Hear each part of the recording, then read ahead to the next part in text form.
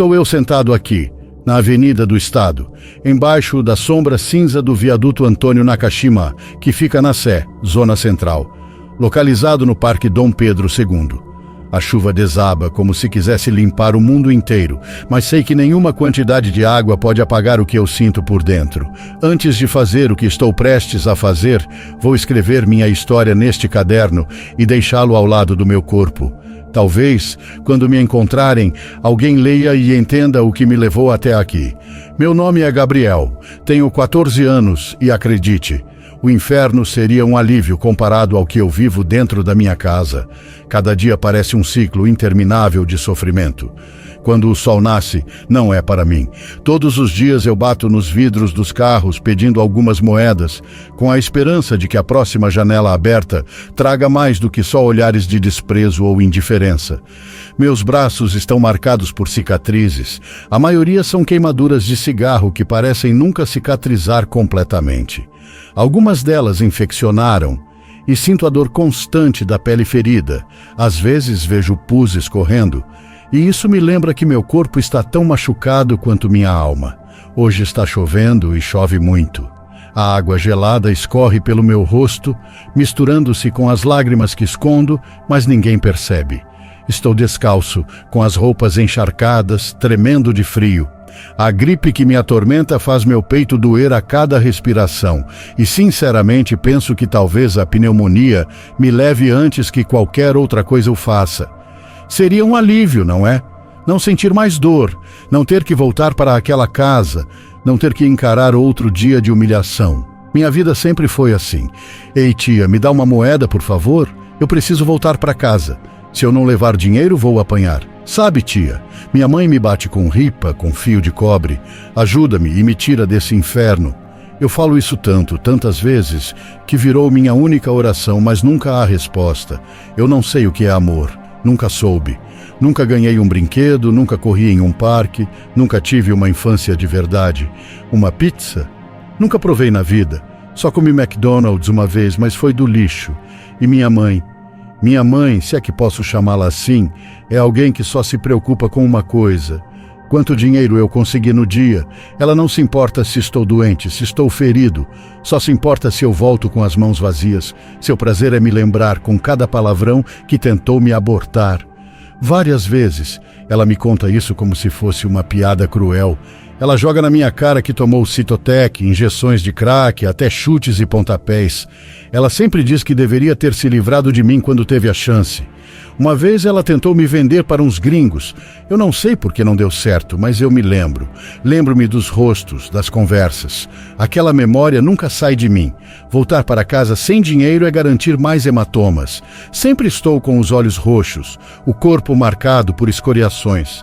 A surra é o que me espera todos os dias. Quando volto com pouco dinheiro, eu vejo o desprezo no rosto dela. E eu me pergunto, tantas vezes, o que foi que eu fiz de errado? Eu só queria brincar como qualquer criança. Ter amigos, uma família de verdade. Ir para a escola. Nunca entrei em uma sala de aula, nunca senti a alegria de aprender. Em vez disso, eu carrego cicatrizes, coleciono feridas e a única coisa que conheço bem é a dor. Lembra-se do que eu falei mais acima? Que o inferno seria um alívio comparado ao que eu vivo dentro da minha casa. Vou contar um pouco mais sobre o que deveria ser o meu lar, mas que na verdade é um cenário de pesadelo. Minha casa, se é que posso chamá-la assim. Ela é um buraco sujo, um lugar onde o cheiro de podridão se mistura com o de desespero. Os colchões que minha mãe e eu encontramos jogados na rua estão tão impregnados de urina que o odor é forte o suficiente para fazer qualquer um passar mal.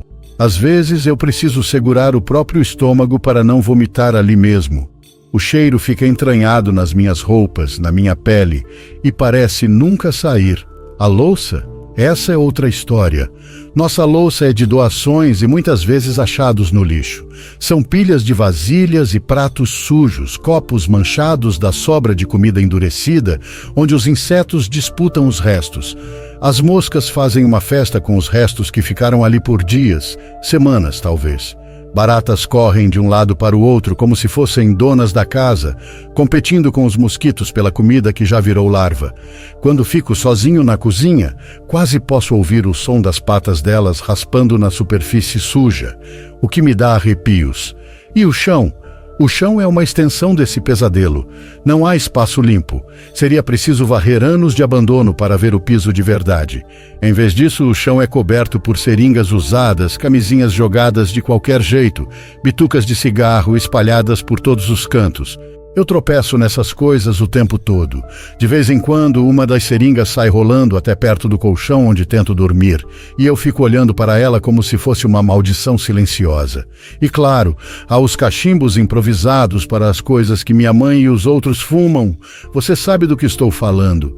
O cheiro forte de produtos químicos preenche a casa, deixando o ar pesado, denso, quase impossível de respirar sem sentir a cabeça rodar.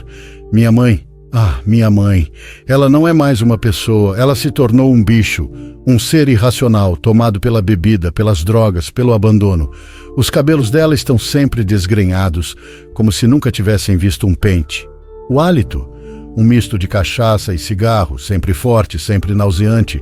Escovar os dentes é algo que já foi esquecido há muito tempo. Para nós, higiene é um luxo, algo distante e inatingível. No máximo, um sonho. Se um dia fizessem um documentário sobre o fundo do poço, minha casa seria o cenário perfeito. Um lugar que faria o criança esperança se calar. Mas quem se importa? Eles não se preocupam com a gente, não sabem o que é viver no verdadeiro inferno. Eu não sonho com riqueza. Não sonho com carros de luxo, mansões ou viagens. Isso está muito além de qualquer realidade que eu conheça. Meu sonho de consumo é mais simples, muito mais simples do que isso. Eu daria tudo, qualquer coisa, só para ouvir a palavra filho sair da boca dela, só para ouvir minha mãe gritar da janela que a comida está pronta, que o jantar foi feito com amor. Esse é o meu sonho, uma coisa que para muitos é natural, quase automática, mas que para mim seria como ganhar o mundo. Mas em vez disso, o que eu recebo são surras, espancamentos frequentes que me empurram para as ruas. Ela me manda para o farol, me força a ficar ali a noite inteira, pedindo esmola, implorando por trocados. Qualquer um poderia orar a Deus pedindo por dinheiro, saúde ou felicidade. Eu, não. Eu oro por algo muito mais sombrio. Eu peço a Deus por ódio, por coragem em dobro. Porque na minha mente o que eu mais desejo é amarrar minha mãe naquela cama imunda, jogar gasolina sobre seu corpo e riscar o fósforo e meter fogo. Ver as chamas subirem, purificando tudo o que restou de nós dois. Talvez só assim eu encontraria algum tipo de paz. Até os demônios sentem compaixão da minha vida. Os dias se passaram um ciclo interminável de sofrimento e desespero. Eu continuava no sinal, como sempre, estendendo a mão em busca de moedas para sustentar o vício da minha mãe. Ela não hesitaria em me quebrar mais costelas, como já fez no passado, se eu voltasse para casa sem dinheiro. O medo era um peso constante em meu peito, uma sombra que nunca me abandonava. Certa vez, enquanto esperava o sinal fechar, uma Toyota SW4 preta, reluzente e imponente, parou ao meu lado.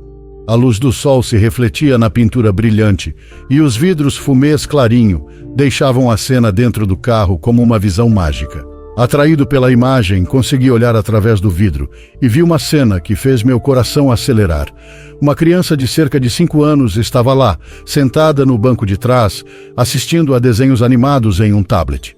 Em suas mãos, um carrinho do Homem-Aranha rodava pelo banco, e o sorriso no rosto dela iluminava o interior do veículo. A visão daquela criança, tão pura e alegre, fez meu coração doer de saudade do que nunca tive. Abaixei-me um pouco, tentando espiar melhor, e notei que o motorista me observava. Ele deu sinal com a mão para que eu fosse até o outro lado do carro.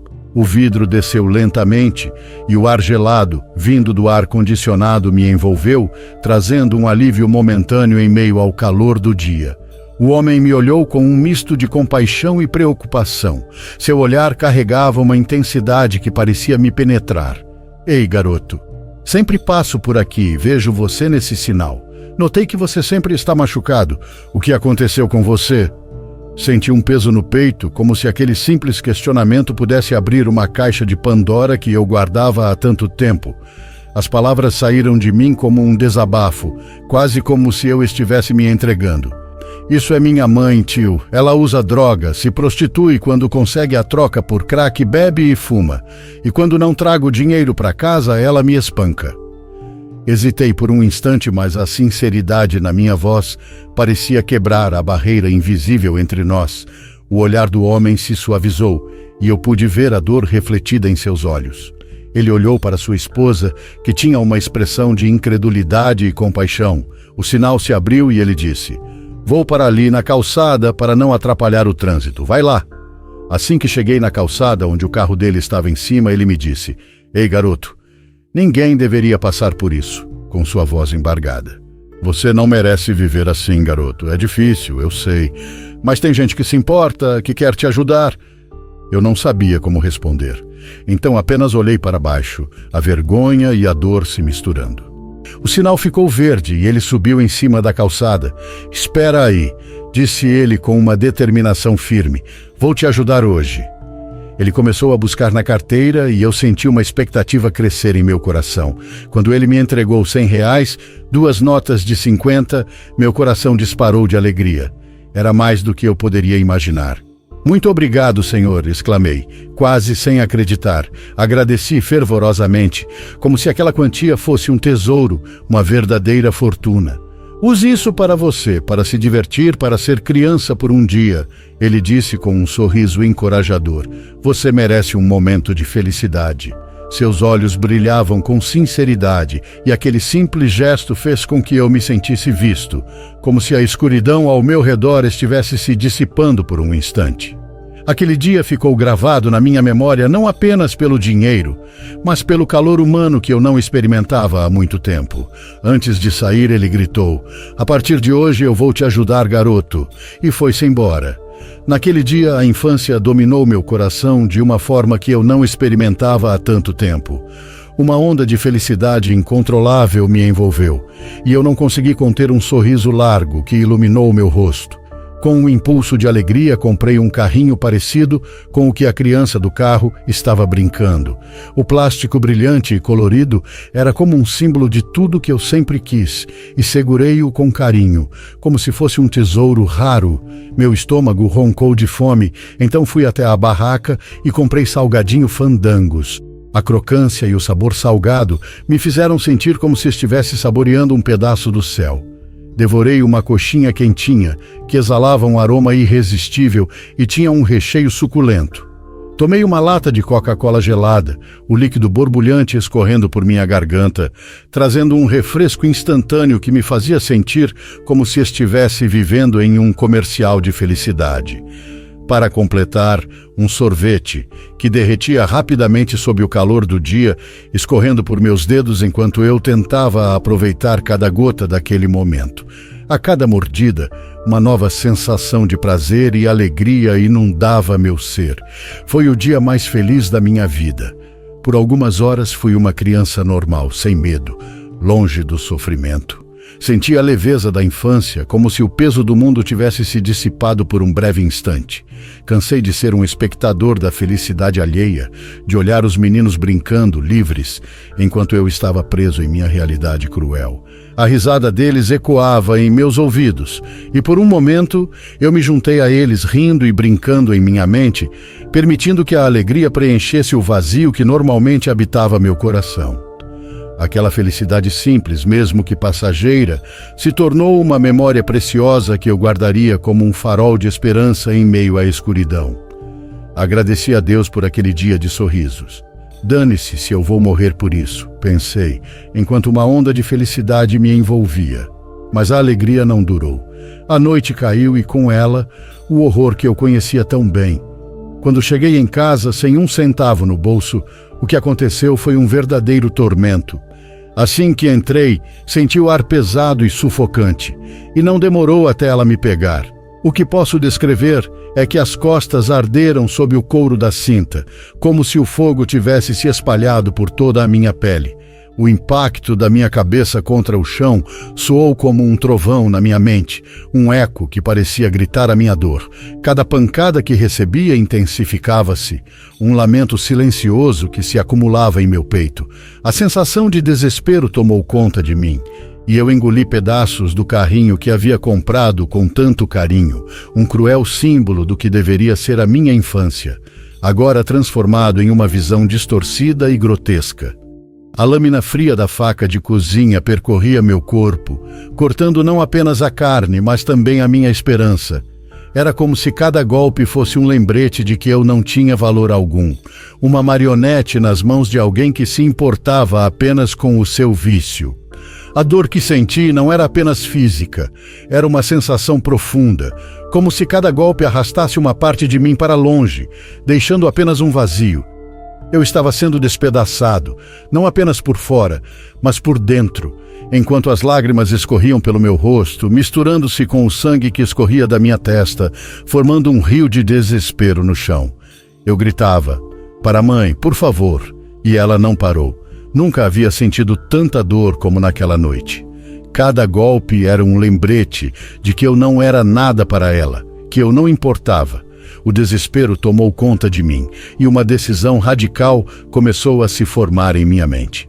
Minha mãe guardava armas de bandidos em casa a troco de drogas e eu sempre soube onde ela as escondia. O pensamento de pegar uma delas se tornou uma possibilidade cada vez mais atraente. Na manhã seguinte, acordei com a determinação que nunca soubera que tinha. Peguei uma arma calibre 38. Para minha sorte, ela estava com as balas. Com o coração acelerado, fui para a Avenida do Estado e me sentei embaixo do viaduto Antônio Nakashima. O trânsito fluía ao meu redor e eu olhava para os carros passando, cada um levando vidas normais, longe da minha realidade.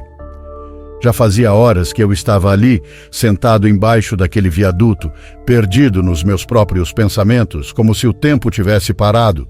O barulho do trânsito ao redor parecia distante, abafado, como se o mundo tivesse se isolado de mim, deixando-me sozinho com a minha dor. O céu acima, cinzento e sem vida, refletia o vazio que eu sentia por dentro. Era como se a própria cidade estivesse me ignorando, assim como todos fizeram ao longo da minha vida. Com uma mochila velha ao meu lado, tirei um caderno surrado, suas páginas amassadas e manchadas, e uma caneta Bic que mal escrevia. Fiquei segurando aquele caderno por um tempo, apenas olhando para ele, sem coragem de começar a escrever. Tudo o que eu havia passado parecia impossível de ser colocado em palavras. Como alguém poderia entender o que era viver preso em um ciclo de sofrimento, sendo espancado e humilhado por quem deveria me amar? Finalmente comecei a escrever. Cada palavra era como arrancar um pedaço de mim mesmo, uma confissão silenciosa da dor que eu carregava no peito. Escrevia como quem grita em desespero, tentando fazer com que, de alguma forma, o mundo percebesse a minha existência. Não eram apenas os hematomas no corpo, as feridas abertas ou o sangue derramado. Era o vazio, o abandono, a sensação de que eu nunca fui nada além de um peso, uma sombra indesejada. Enquanto escrevia, minha mente rodava em círculos. Eu pensava em tudo que havia perdido, mas mais do que isso, em tudo que eu nunca tive. O amor de uma mãe, o carinho de uma família, a chance de ser apenas uma criança. Cada linha que eu rabiscava no papel era uma forma de expor as feridas que estavam dentro de mim há tanto tempo. Não havia esperança, não havia salvação. Só havia a dor, sempre a dor. O que restava para mim além disso? Naquele momento, o caderno não era só um objeto velho, era meu único ouvinte, o único que poderia compreender a extensão do que eu sentia. Queria que, quando alguém encontrasse meu corpo, entendesse que não era apenas uma questão de sobreviver a mais um dia. Era sobre a exaustão de continuar vivendo sem motivo, sem afeto, sem luz. Não se tratava apenas do peso das mãos da minha mãe, mas do fardo invisível que eu carregava na alma. Eu queria que alguém lesse aquilo e visse que minha morte não era um ato de covardia, mas o resultado de uma vida inteira de dor. Queria que entendessem o desespero de um garoto que, no fundo, só queria ser amado. Enquanto as lágrimas escorriam pelo meu rosto, caindo sobre as palavras que eu escrevia, eu soube que aquela seria a última vez que alguém ouviria minha história. E a última frase que escrevi foi a mais dolorosa. mas também a mais libertadora. Mãe, devia te matar, mas não sou igual a você. Em vez de me sujar com seu sangue, eu prefiro morrer. Gabriel Rocha Oliveira, dia 12 de outubro de 2012.